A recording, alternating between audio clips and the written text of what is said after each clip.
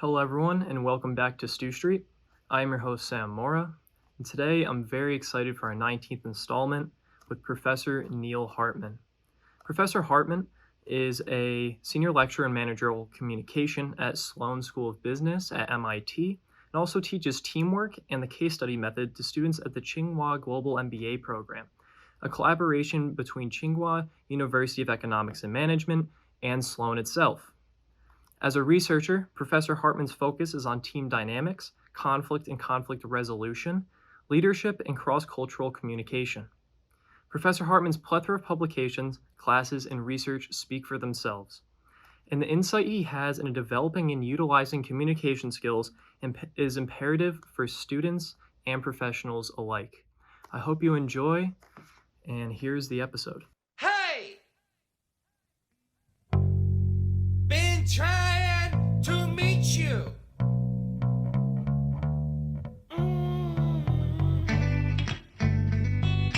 Hey! Professor, it's an honor to have you on the podcast. Thank you very much, Sam. It's a pleasure to be here. So, you have obviously accomplished a great deal thus far in your career, but I'd like to first take a step back and kind of understand the foundation of your career avenue. Something interesting that I found when doing my preliminary research was that your academic journey actually began with music theory and composition.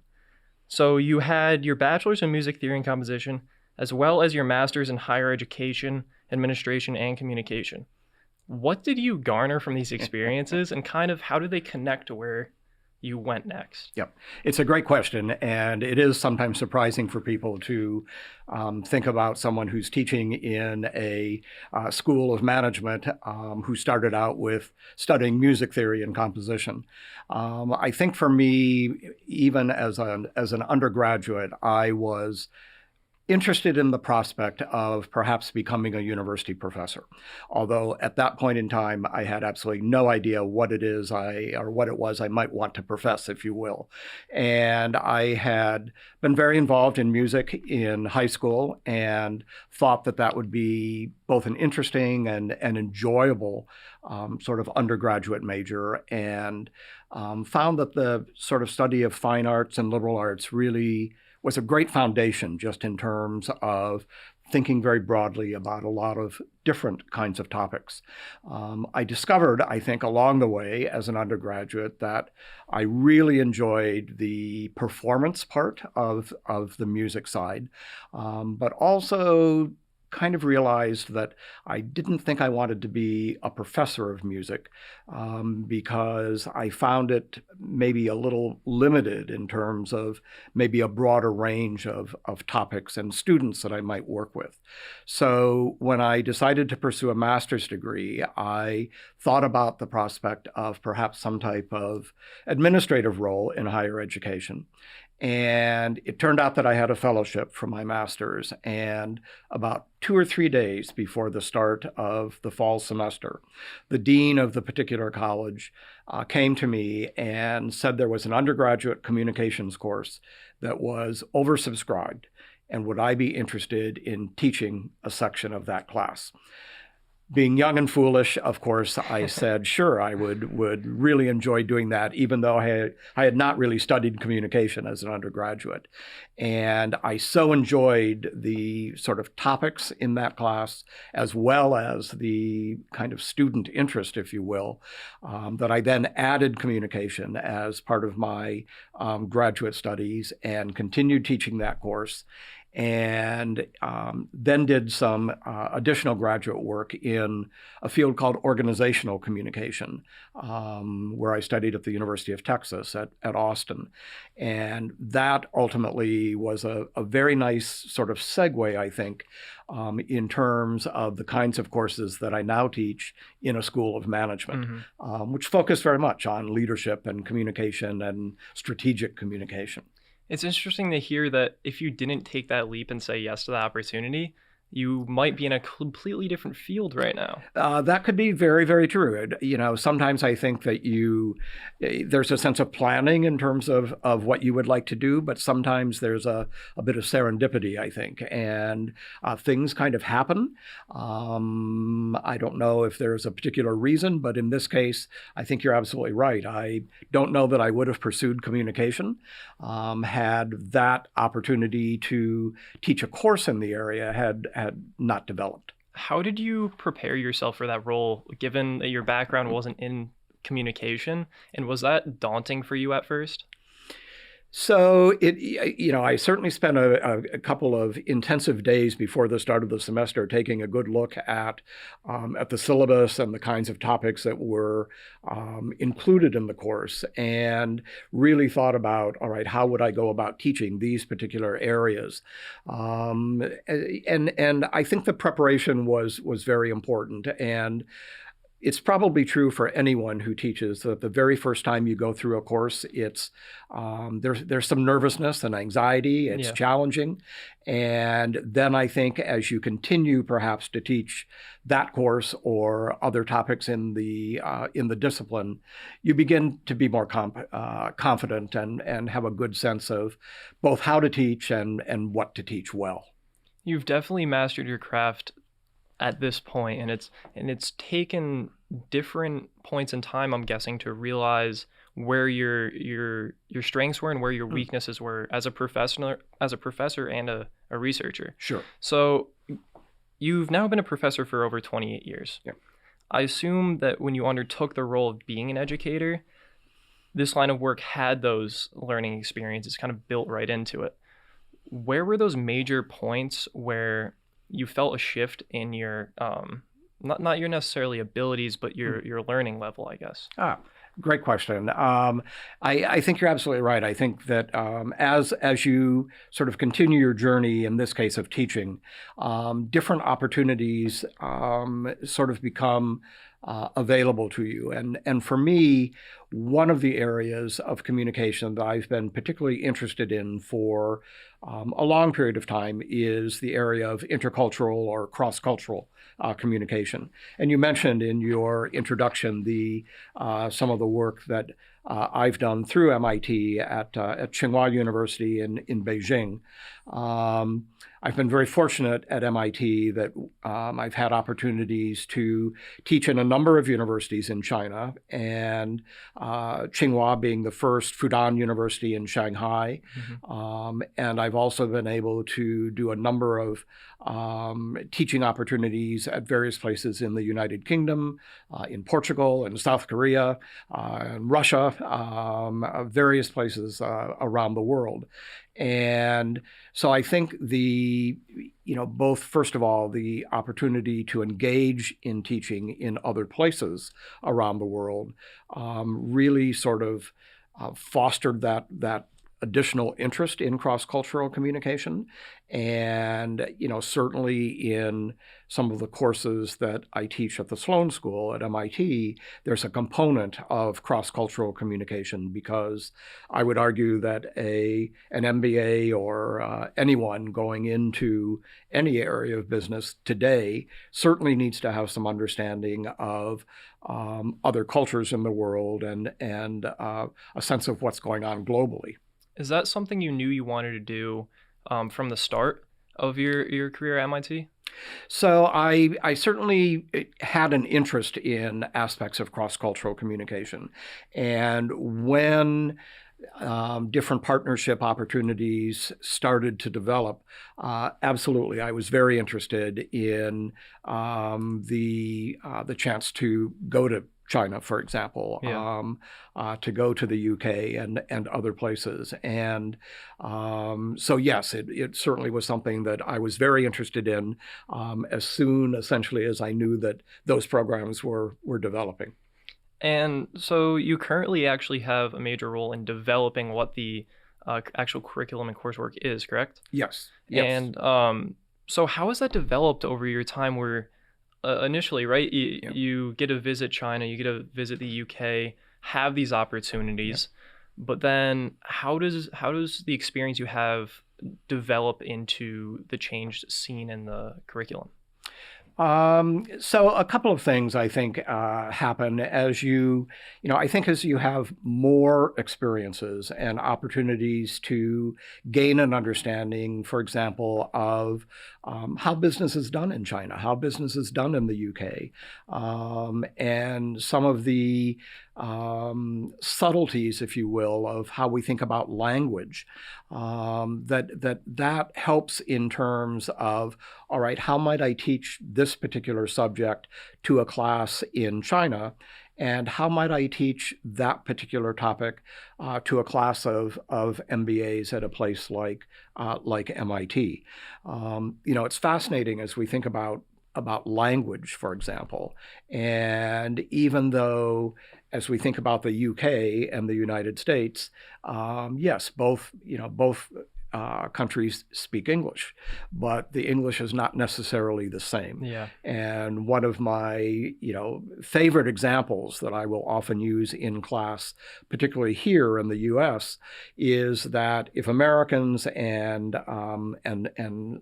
some British are having a negotiation or a meeting, and an American proposes an idea, and the Brit responds with, "Oh, that's an interesting idea."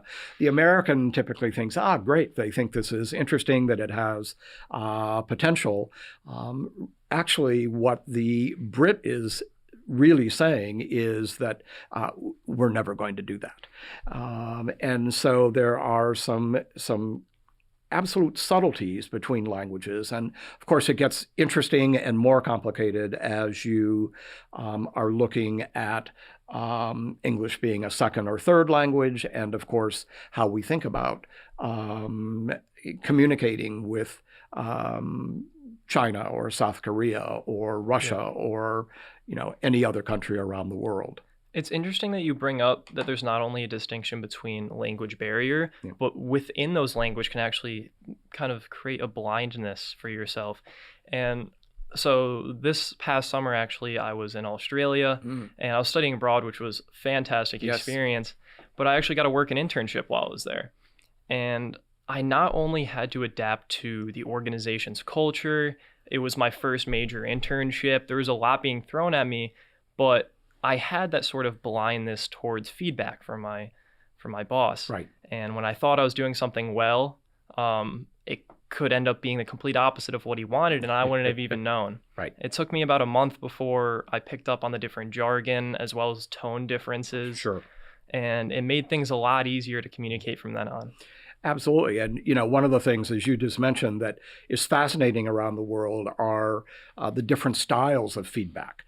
How we give feedback, how we receive feedback. In, some countries and cultures, we're very direct in terms of feedback. In other cultures, we're much more indirect. Yeah. And in terms of particularly giving constructive feedback, how we handle that. In the U.S., we are often very much in a style of, we like to start with something positive, and then we give the constructive, and then we kind of like to end with something positive again. Whereas if you were working in a French corporation, for example, feedback is much more direct, and there's kind of the expectation that if I'm your manager and I give you some negative feedback, you're probably going to push back to me, and I'm going to then continue that conversation, and you're going to push back again. And typically the manager, in fact, is going to win that discussion, but it's a back and forth and a very different style than we might find in other places around the world. How do you teach your students to be adaptable to those different styles? Often MBA students work for several years before they come into your program. Sure. So they might be coming in with certain experiences that they didn't fully comprehend yet. Yes. So how do you break that down? Yeah. So one of the things that is actually nice is that a lot of the MBA students do come in with a couple of years of work experience. And so there are opportunities to talk about what worked, what didn't work, and especially for things that didn't work, why, and what could have been done differently. But we do a lot of things in terms of focusing on very specific topics around communication. And we're very fortunate, I think, at the Sloan School that one of the 5 core required courses for all of the first-year MBAs is a course called Communication for Leaders. And we designed that very much to be a foundation course that covers a lot of the topics that we think are going to be very useful and valuable as those students then go on into their careers. One of the topics is actually around giving and receiving feedback. And so we do go through a number of frameworks and strategies and techniques for how one can best deliver feedback, how one can best receive feedback, and what we do with that. Yeah. And we also do focus on differences across cultures because for 2 reasons, I would suggest. One is that probably around 40% of our MBAs are from countries outside of the US. And second, I think that, again, today we are such a global world that pretty much everyone is going to be working with or supervising or both people from a variety of different cultures. Definitely. And one thing I picked up on that kind of ties directly to this is I heard you talk about low context cultures and high context cultures. Sure. Could you describe the difference between the two and how the understanding of these differences is applied to what you've been talking about? Sure. So probably around 60 years ago, actually, there were some individuals in the communication area who were very interested in particularly looking at perhaps some of the differences across cultures around communication patterns. And so they spent a great deal of time sort of examining and researching communication patterns in countries around the world and developed this sort of schematic of a scale that they identified as cultures going from low context to high context. And what that essentially means is as they describe low context cultures, we're typically looking at cultures that tend to be very direct in terms of their communication style. Having said that, it also suggests that low context cultures tend to understand meaning typically at one level at a time as opposed to multiple levels. They're very good at saying no directly, for example. They're not quite as good at kind of reading and understanding nonverbal kinds of cues. Higher context cultures tend to be more indirect in their communication style.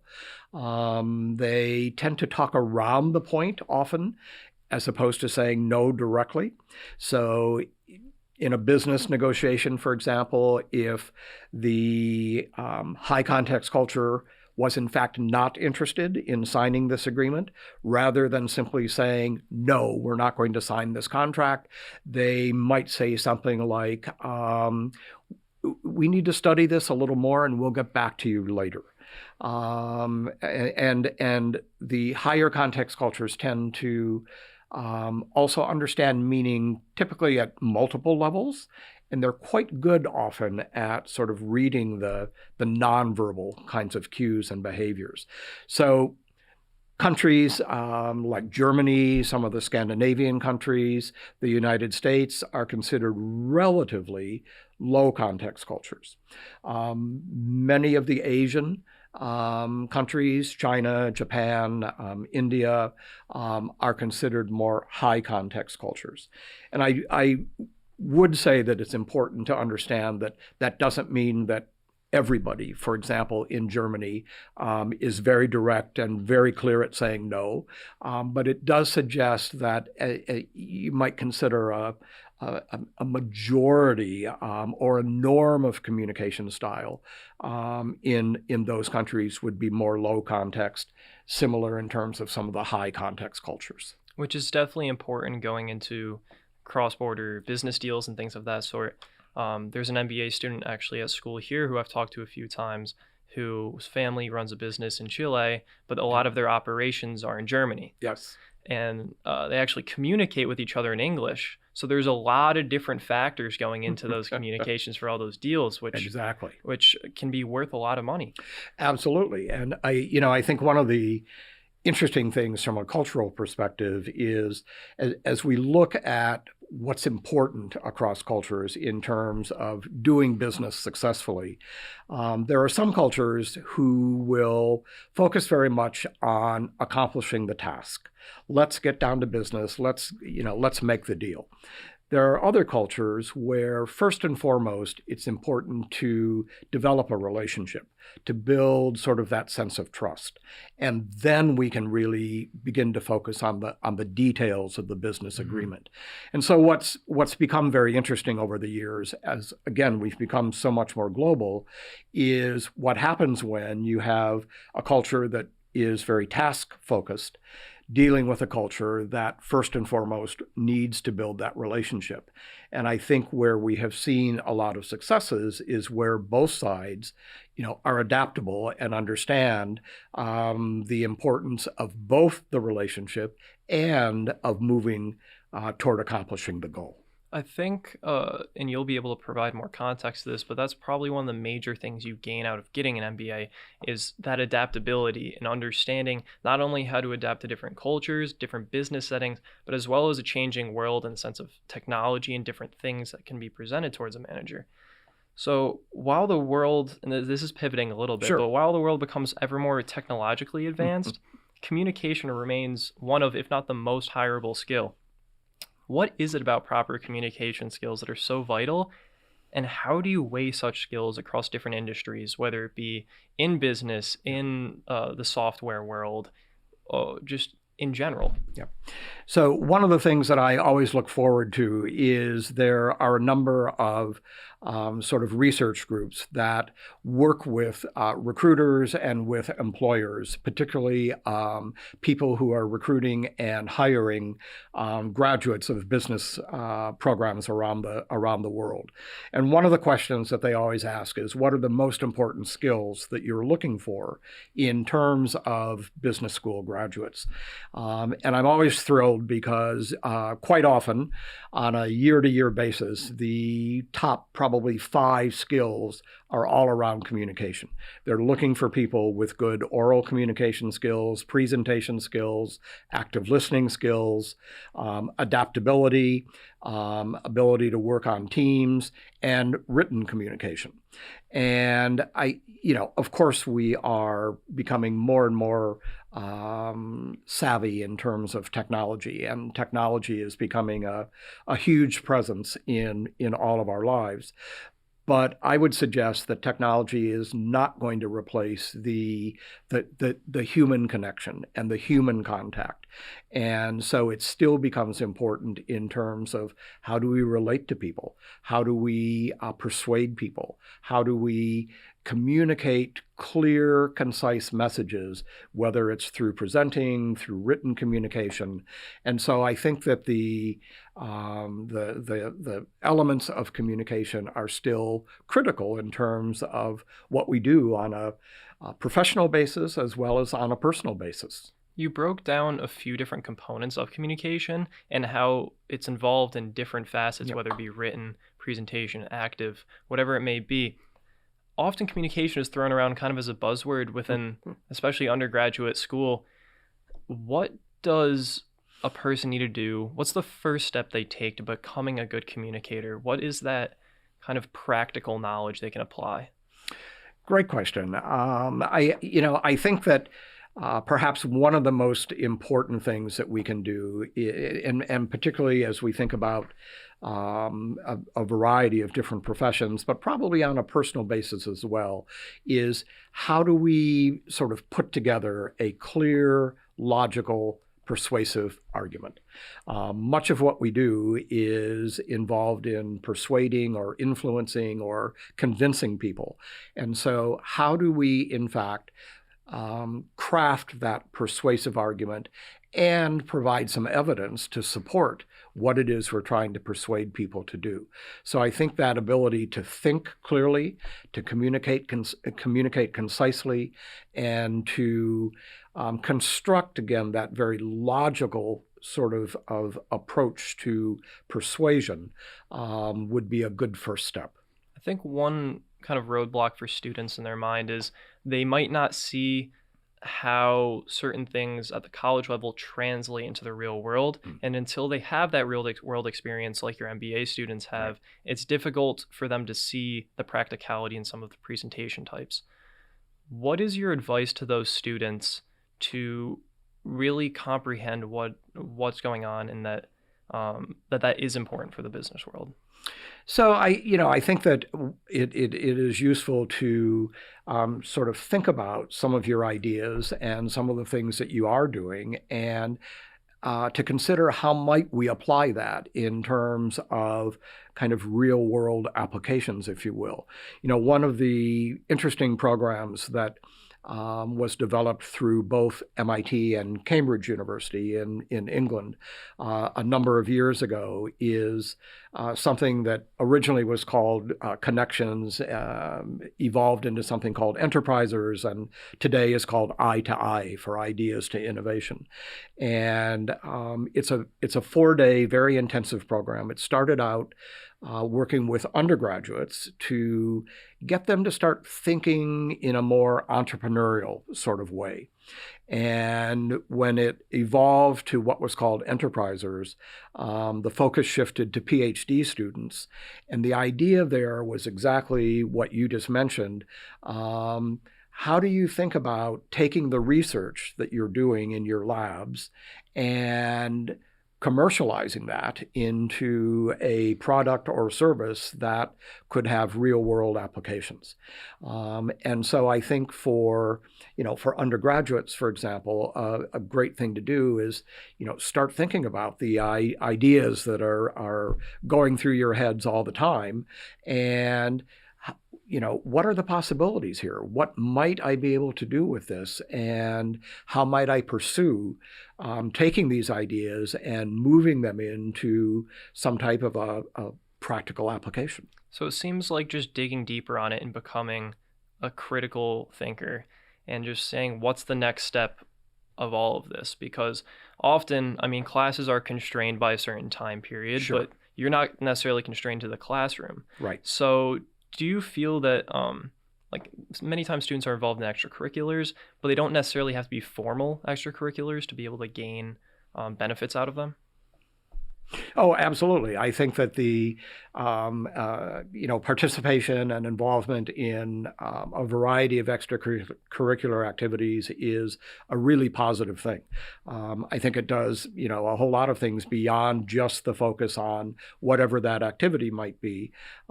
It's a great way of perhaps exploring new ideas. It's a great way of building new relationships and meeting people who may have similar interests. Yeah. And it can be a great way of finding other individuals who may in fact sort of inspire you in terms of moving forward with some of your thoughts and ideas. I think in many ways, the extracurricular activities, particularly in a college environment, I think it's great to do some that are relevant to whatever your major might be. And I think it's also terrific to find one or two that are just simply out there, totally different from what you may be spending a lot of your time on, because that gives you some different perspectives and may introduce you to something that you hadn't really considered before. I've found that personally super important throughout my college career. As a student that didn't necessarily know what he wanted to do going into school, I looked at what my roommate was doing, and he was joining every club possible. And I asked him, I'm like, you don't have time to do all that. But he's like, I'm just going to go to the first meeting for each one of these and see what the people are like, see if I'm interested in the concepts, Sure. And then go from there.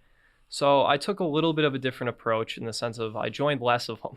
But over time, I realized that experimentation really helped filter down where I wanted to be.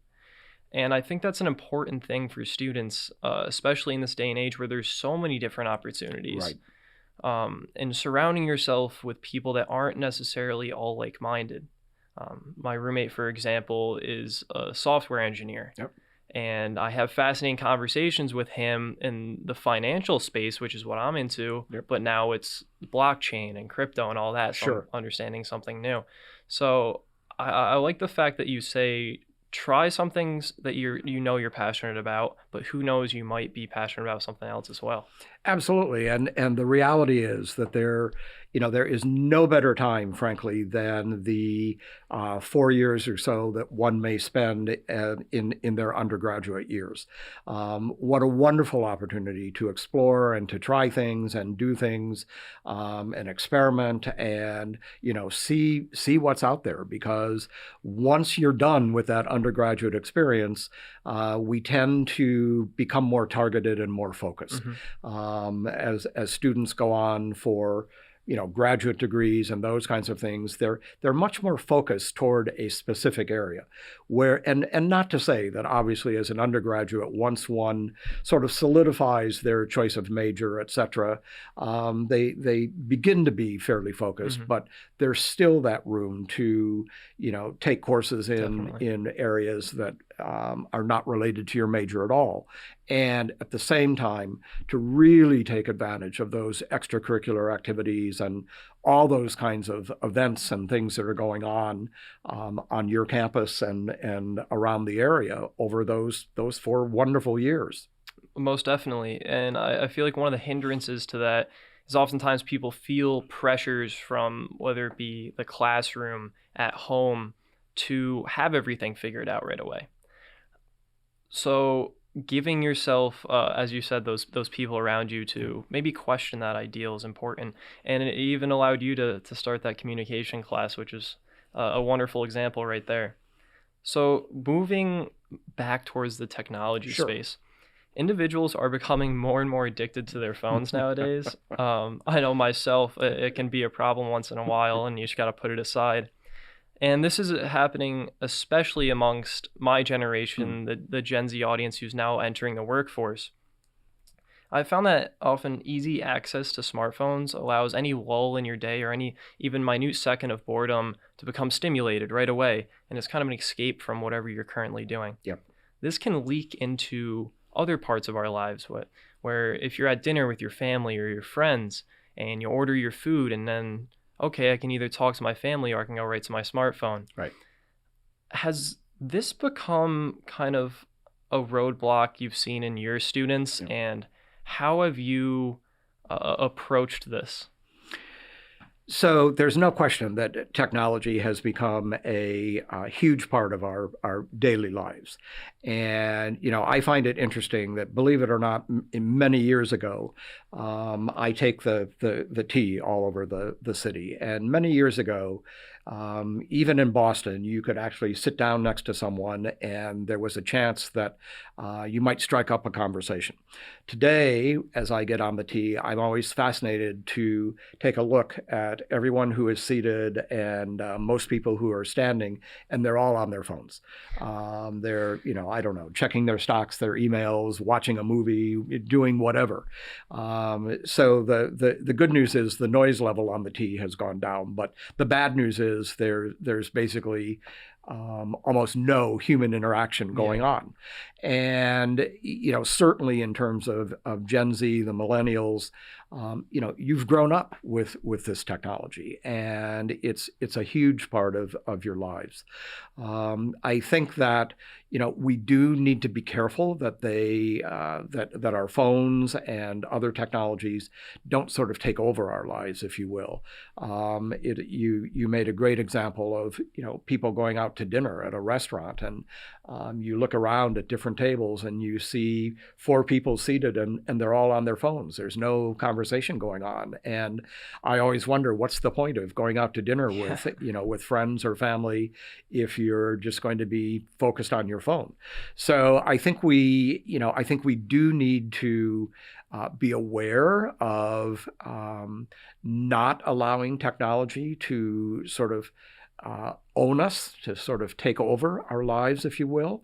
And I think in corporate settings, we do need to be careful in terms of the sort of focus not only on work, but also on the relationships with other people in the organization, and being careful that, with every spare moment, we're not necessarily on our phones or doing those kinds of things. I know certain corporations even take an active step, such as you can't put your phone on the table. Even if it's upside down, it's a signal to the other party that, hey, this is there. If it buzzes, I might, take a look at it. So you talked about the importance of that connection, and that's translated to the business world as well. It's Sure. not just within your personal lives, but both are very important. Connecting this concept to a deeper mode of interaction, Yep. you're a proponent of active listening. Yes. While it may sound intuitive, can you kind of describe what active listening is to you? Sure. So active listening, maybe the simplest way to put it is that it would suggest, if you're in a conversation, you're in a meeting, that you are present, that you are there and involved and focused on what is happening in that particular exchange. And, active listening is it's a very difficult skill because it takes a lot of work. You need to remind yourself that for the next 15 minutes, or in this class or in this meeting, my focus is on whatever this topic is about. And typically, for example, I'm sure that students will find this all the time. It's challenging to sit through an 80 or 90-minute class, and we drift in and out. If you're in a class at, 10 o'clock to 11:30, about 11:15, you're starting to think about, I wonder what I'm going to do for lunch today. Yeah. Or you start thinking about, oh, I have an assignment due in my 2 o'clock class. I wonder when I'm going to get that done. And it's very challenging. But active listening does a lot in terms of also building relationships. Think about an experience you've had where you felt the person you were talking to was very engaged with listening to what you had to say.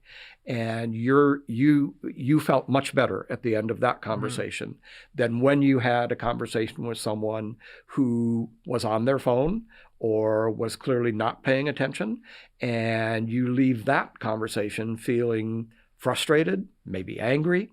And so if we engage with someone, we listen very actively, that goes a long way toward building a relationship between that person and yourself as well. You talked about, you gave the example of a student in class who's thinking about what they have to do next, Sure. or lunch, or all these different components of their lives, and it's tough to focus on the Right. task in front of them. So is it kind of a form of compartmentalization in your head rather than just, okay, I have to focus on the other person? It's actively not focusing on everything else. So I think it's both of those. I think it is the combination of sort of telling yourself, all right, for the next 80 minutes, I'm going to focus on my accounting class or my English literature class, or for the next 5 minutes, I am having a conversation with this person, and my total focus is going to be listening to what this person has to say. I'm going to be very engaged. I'm going to listen very actively. I'm not going to pass judgment or make any sort of evaluation. I'm going to listen to what it is they have to say. And so I think often it is sort of that combination. We in terms of the importance of active listening, we again in the core communication class actually devote one full class to the topic of active listening. That's great to hear, especially as we talked about this transitioning world into a more technological space. Yes. And while most universities are fully in person at this point, a lot of the work world is translating more into a hybrid model, Right. or some even virtual. In an article of yours, you touched upon this role of Zoom over the pandemic, but now it's sort of becoming standard in work life to this day. Right. Given such, how do managers and colleagues navigate these new norms and maintain that clear communication and active listening? So great question, and this is a challenge for a lot of organizations today in terms of how do we, where we have some perhaps people in the office and others who are working from home. How do we keep everybody involved? How do we keep them motivated? How do we keep them included? It's very challenging to spend a full workday on Zoom, if you will. Number one, it's hard to sit in front of your computer screen for 6 hours, 8 hours, 10 hours, whatever that time frame might be. And it is challenging when you perhaps are working with some employees in person and you have others in a meeting on Zoom. Just remembering sometimes that you have folks who are participating on Zoom, how you make sure they're heard, how you keep them involved in the discussion and make them feel as if essentially they are in the room. And it's a very important skill on the part of the manager to think about, how do I make everyone feel included? How do I keep them motivated? How do I keep everybody involved in the conversation? And that is a challenge that a lot of managers are facing right now. So it's definitely becoming a more difficult task. And I think an additional component of that is understanding still the different hierarchies in place in this new world. Because one person might feel, okay, how do I prove myself to a boss or someone to maybe get that promotion or get that recognition that can serve as a catalyst to doing better and more productive work? Sure. So I guess from both ends of the spectrum, whether you are the manager or you're the employee, how would you face that challenge? So I think that it's a sort of a dual challenge. One is that as someone who is interested in perhaps being promoted or moving up in the organization, how you advocate, for yourself and how you do that in a way that is very effective without putting you in a position where it seems like you're bragging or something like that. Mm-hmm. And so I think it is very helpful to think about what's the best way to keep your manager informed of what it is you are doing, what you're achieving, what you're accomplishing. Too often, I fear we assume that our manager knows what we're doing and how we're doing and what we're accomplishing. And I would suggest that's not always true. Managers are also very busy. Some managers may be supervising a lot of different people. And so it can be very challenging to have a really clear sense of what so-and-so is doing or what so-and-so is doing. And so thinking about a way of keeping your manager informed of what you're doing in a very objective way, whether that's a 15-minute kind of personal check-in with the manager once, I don't know, every other week or whatever is appropriate, whether it is a weekly, very clear, concise email. These were the tasks this week, these were the results, et cetera. Mm-hmm. But thinking about what's the most effective way to keep your manager up to date in terms of what you're doing, so that when it becomes time for a promotion, the manager is keenly aware of what you have accomplished, the value that you're bringing to the organization, and you then become a person who's in a good position for that promotion to happen. And it seems like that process might vary across certain contextual features, especially as you said before, the different cultural aspects, yes, where you might have to be more direct or less direct. Yes. And being able to read the situation and kind of speak the other person's language in a sense. Absolutely. And I think, again, it comes down to how you think about the most effective way to advocate for yourself. And I really would stress the word advocate, because again, you're not bragging. Look at what I did this week, or look what I did this quarter. You are informing and keeping your manager informed of what it is you're achieving and what you're doing, so that you essentially keep the manager informed of the value you're bringing to the team or to the organization. So we talked a little bit about the connection between employees and everyone within a business, Sure. right? But as we become more technological savvy and there's this bigger connection globally, Yes. and to the consumer markets, the connection between business and people also changes. So you published an article about a year ago on the importance of corporate social responsibility, and this connects directly to this concept in Sure. the sense of CSR is becoming more and more a part of business as well as business curriculum these days. However, there's still a lot of work to be done. You actually went in contrast to famous economist Milton Friedman, Yes. where you argued that CSR is actually beneficial to businesses, Yep. that adopting such genuine practices will help convey a business's message. Can you give a few examples of how this is currently being done, and in what ways corporations can make CSR a win-win scenario? Yep, sure, absolutely. So I think we have seen, and we are seeing a number of corporations that are very much involved in corporate social responsibility. And whether that has to do with carbon footprints or climate change, or certainly in many cases sort of more local community kinds of concerns. I for a long time, I think Ben & Jerry's, for example, has been a great example of a company that's been very involved in various kinds of social responsibility projects. Johnson & Johnson has been involved in a lot of issues around environmental change. We're certainly seeing a number of companies that are concerned with issues like climate change, for example, and again, various aspects of the environment.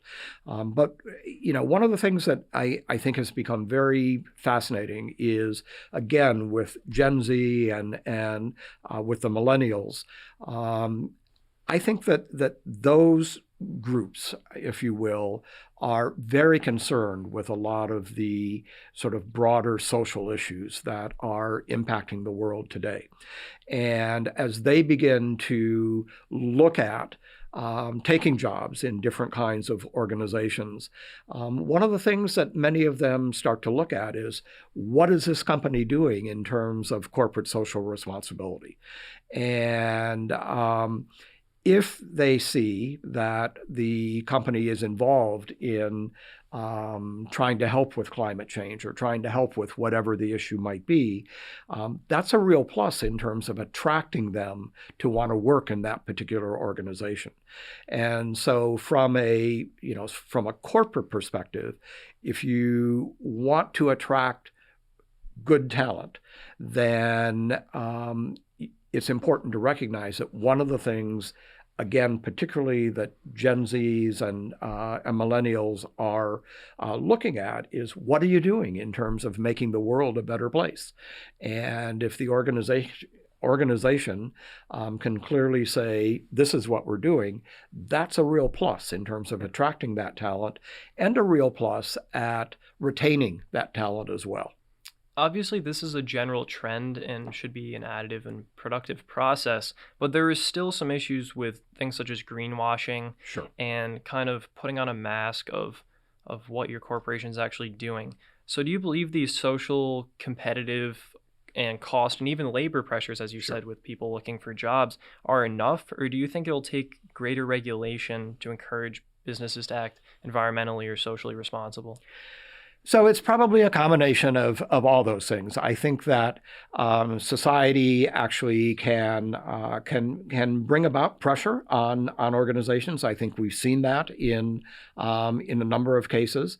In some situations, regulations, in fact, may be important in terms of helping to bring about change. I think as we look at, for example, reducing the carbon footprint, it probably there is a combination of those kinds of factors. But I guess idealistically, I'd love to think that the sort of the maybe integrity of our corporations and to a degree the pressure that society brings on corporations will in fact bring about a tremendous amount of change. But I do think that there are certainly issues in terms of the world today where regulations are also going to be, not only important, but actually helpful in terms of bringing about some of that change. And so with the social pressure component, I think it obviously changes generationally. And understanding where you want to work is just as important as understanding what you want to do. Sure. And so students nowadays have this constant pressure to kind of expand their network and utilize connections and make new connections within whether they're in a certain industry or different professions. However, often this process is pushed as kind of cold email, cold LinkedIn, as many people as you can. Yeah. Hopefully you get like a 4% response rate and then you can set up a quick talk with them. And it seems very unpersonalized. Yeah. This doesn't necessarily lead to those genuine relationships and connections that you talked about being so important in the business world. Right. How do you advocate for students to genuinely expand their networks and do this in a way that'll help them explore those different career avenues? So I would say two things, and I appreciate your example on the sort of cold emails, but I would also suggest that a cold email can actually work if it's done well. And what I would suggest there is that there's a little bit of targeting in terms of who you're going to send this cold email to. And then that you also think about, how do I craft an email rather concise, but in a way that actually generates some interest in that person wanting to actually have an opportunity to talk to or to meet with me in some way. And there are some techniques on how you do that. The problem with a lot of the cold emails is that they're too long, they're too vague, and I think one of the sort of strategies to think about is, can you, in that cold email, include something that gives a little bit of what's in it for them? Yeah. If they take time to meet with me or to talk with me, what's the value to them? And maybe the value is that, oh my gosh, you might be somebody that would be a great fit in my company, or you might be someone that there's some way that there would be a good connection here. So I do think that a cold email can work, but it has to be done really, really well and targeted toward very specific individuals. On the other side of that, I think that, in many ways, I think people sort of cringe at that idea of networking. Oh, I don't want to go to this event and meet all these people that I don't know, et cetera, et cetera. But again, I think take advantage of those kinds of opportunities. And again, particularly if it's truly a networking event, take a good look at who's there. Who is expected to be at the networking event from the corporate side or whatever is appropriate. And again, identify maybe 3 or 4 that you definitely would like to meet, and have essentially your sort of networking pitch, your introductory pitch ready to go. Your goal in a networking event is basically to then be able to have a longer meeting with that person later on. And so what do you say in 90 seconds that gets me so interested in wanting to meet you that I give you my card, or that I say, absolutely, let's set up a meeting in the next week or two. Yeah. Because then you have the opportunity to really talk about who you are, your sort of goals and ideas, what you'd like to do, that sort of thing. I like the fact that you brought up goals because I feel like this is often misinterpreted. And correct me if I'm wrong, but I feel as if students sometimes see, okay, my goal here is to get a referral, to get a job offer, or or truly I need something tangible out of it Sure. rather than having that conversation and maybe gaining some insight or some proper knowledge about what the next step is you can take. Right. And so it's often chalked up to a loss if you don't get that referral, you don't get that job. But I feel like most of the conversations that I've had that helped me the most haven't resulted in something of that sort, but rather have helped to guide my direction, as you said, and filter down that process of what I want to do next. Absolutely. And I think often an outcome of networking is frequently not only where you have an opportunity to talk more about yourself and your sort of skills and goals to someone, but also an opportunity for you to find out information about them. And, that's also one of the things that I think is important to keep in mind. People enjoy talking about what they do. And, certainly in a networking event, a great question is to ask that person, how did you first get into? Or I understand that you've been involved in doing this. What have you discovered so far? Or what have you found at this point? And so it's an opportunity to, certainly gain more information. It's an opportunity to help you focus on what you want to do. It may or may not be that conversation that leads to a particular job offer, but it may be that conversation that, again, sort of helps you focus more, that ultimately leads to getting you where you want to be. And it's setting that context that it seems important for the other party because, as you said, they need to gain something out of it.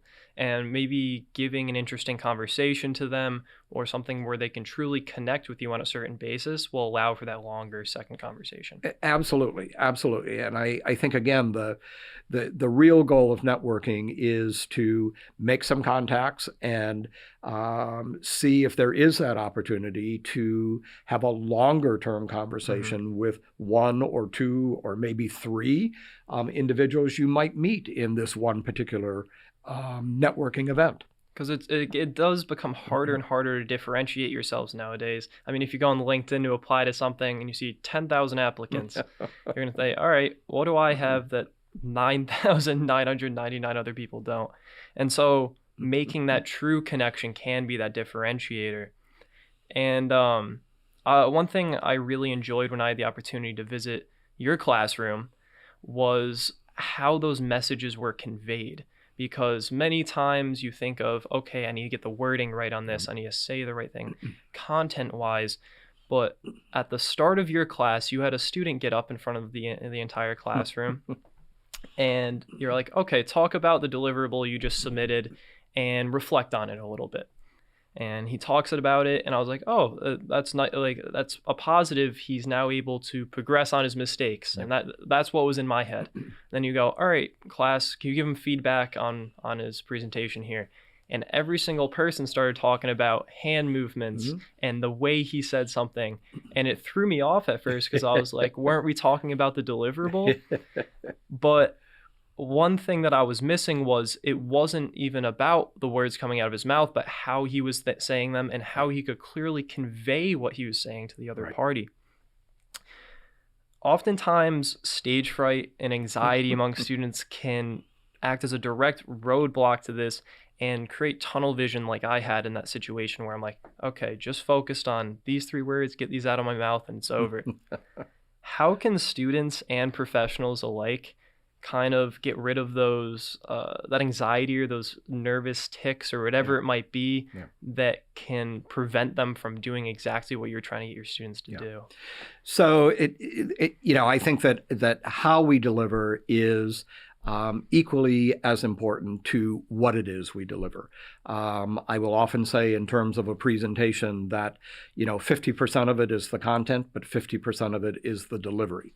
And so I think that many people, by the way, are nervous or anxious when they are, for example, getting ready to deliver a presentation. That is a very common fear of people around the world.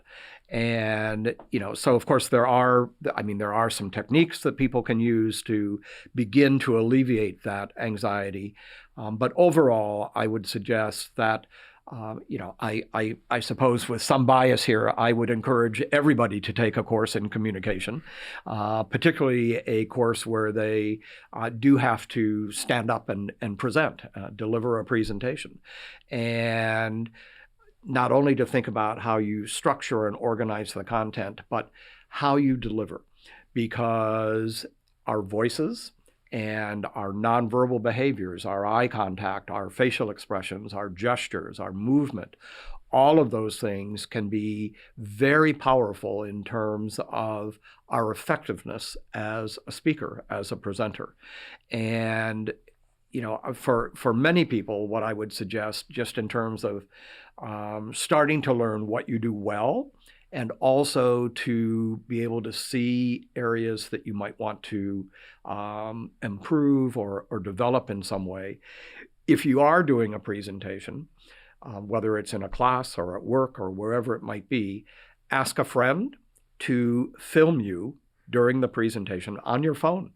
And then, and I realize no one likes to watch themselves, but go home and watch and listen to your presentation and take a good look at what worked so that you can continue doing those things, and what things didn't go as well as you would like, or what might you change so that that presentation could go even better. And number one, that gives you some both self sort of feedback, and you might, if you're brave, ask 2 or 3 friends to watch that presentation and also give you some feedback. I do think that, first of all, there are some, again, there is training through communication that can help you in terms of developing those skills. I also believe that it's a process in many ways, and the first presentation you may be particularly nervous. The second presentation, a little less so.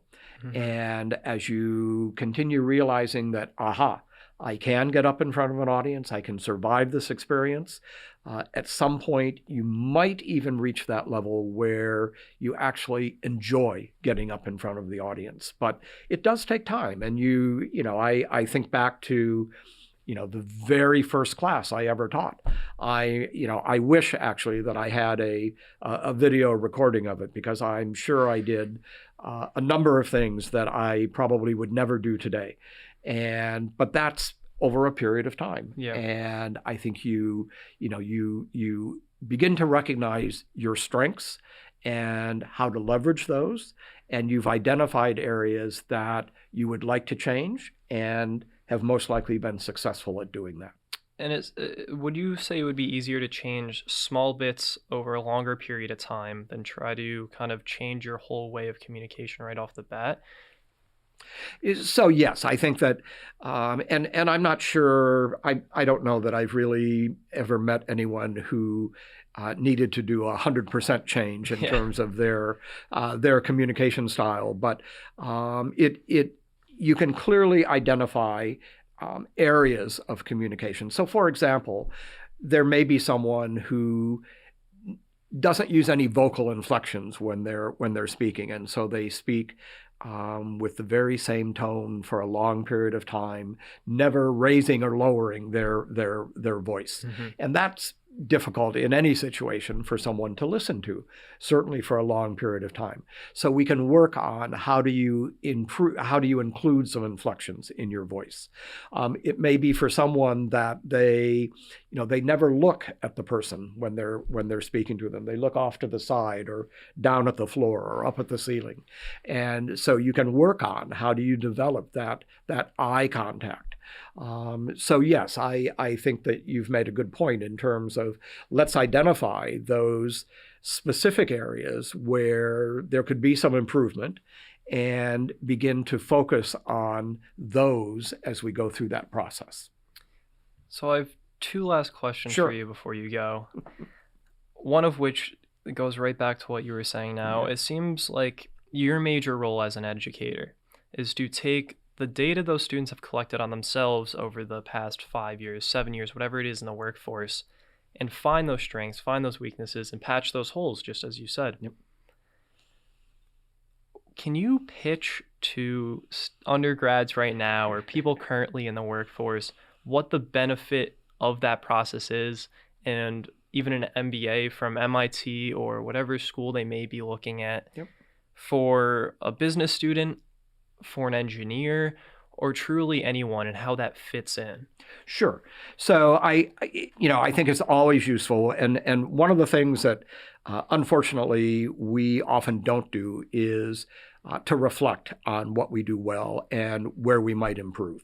And so one of the values I would say of, for example, doing some type of graduate work, or certainly as you are pursuing an undergraduate degree, is there a course, is there a way of someone helping me to start to understand what are my strengths and how do I best leverage those, and what are the areas that I could do better, and particularly that I could do better in terms of helping me toward my sort of professional goals. And so I think that the ability to, and in some ways I would suggest that maybe the MBAs are a little surprised initially, for example, with the first individual presentation that they might do. In the feedback that they receive, we focus both on these are the things you did well, and by all means should consider continuing to do. And then the constructive feedback in terms of here are the things that you could do better to make you a more compelling presenter or a more effective presenter. So I think for everyone, whether you're an engineer or a scientist or a corporate executive or an elementary school teacher, understanding our strengths is a real strong point, and building and improving on our areas that need development certainly is a plus. So I think that may have answered the question. Oh, no, Yep. it definitely did. And I think that's been kind of the major theme we've been talking about. Sure. Is reflection and using your faults to turn them into a positive or find what can be beneficial. So my last question is, as an undergraduate or young adult, let me phrase it this way. What is one piece of advice you would give that would be most imperative if you were to go back to your early 20s? I think probably two things. From a career perspective, particularly during the undergraduate years, think broadly in terms of what's interesting to you, what are you curious about, and what is it that really kind of inspires you in terms of what you would like to do. And having said that, as you begin to think about, I think I would like to go into this or this or this, then and both through a combination, I think, of the self-reflection and getting feedback from people you respect. What are my strengths? What would I bring to this particular sort of role or this particular career? And maybe the tougher question, what are those areas I should spend some time working on to be even better prepared to go into this particular profession? I think that sums it up perfectly. And overall, I just want to thank you for your time. This has been wonderful, and I hope everyone tuning in can gain a little something out of it moving forward. So this has been episode 19 of the Stu Street podcast on every Thursday at 5 p.m. So thank you. Hope you enjoyed that episode. If you like our content, subscribe. The button is below. If you want to see another video, our latest one is right here, or another one right here. 2 options, 2 videos. Have a great day.